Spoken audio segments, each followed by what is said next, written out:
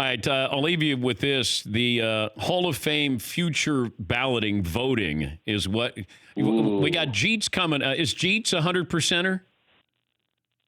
No. I think there's going to be somebody out there who is anti-Jeets just to be anti-Jeets. Okay. I mean, he should be. Here's the thing. My view on the Hall of Fame is it's binary. Either it's a yes or it's a no. And there are some guys out there. I think if you're in, you should be in 100%.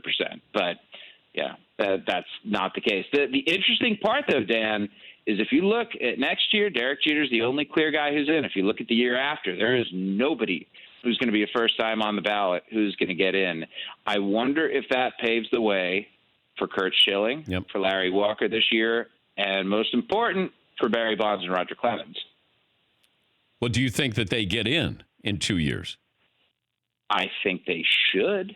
I think there's probably, though, a large enough resistance block to them. I mean, all you need is one out of every 4 voters plus one, and neither of them gets in. And I think the way that the electorate is currently constituted, they're going to have a difficult time getting in, and they're going to end up, in the mid to high 60s.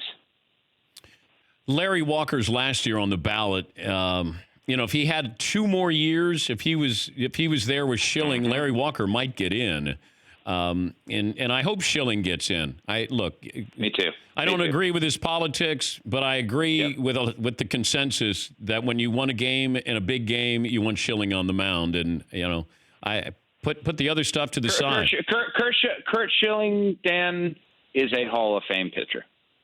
Simple as that. And when I vote, I do not vote anymore. I gave up my ballot because I disagree with the Hall of Fame's politics and the way that they've handled performance-enhancing drugs. I just think that they've hidden behind their actual feelings, and I wish that they would come out as a museum and say, this is how we feel about it. Even if it is hypocritical, I'd like to know.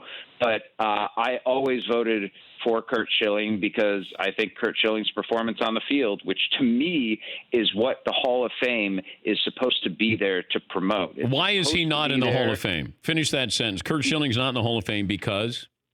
People think he's a turd. Right. But that's politics. It is politics, and it's wrong. But that's the reality, Dan. Okay. I wish that were not the case, and I hope that people come to their senses and see that this is a guy who did historically good things in both the regular season and the postseason, was a part of championship ball clubs, pitched in big games, was at the forefront of the strikeout revolution. He was a guy who absolutely, on the merits of what he did on the baseball field, deserves to be in. For more Dan Patrick Show, tune into Audience Channel 239 on DirecTV. Stream for free on BR Live or download the Dan Patrick Show app.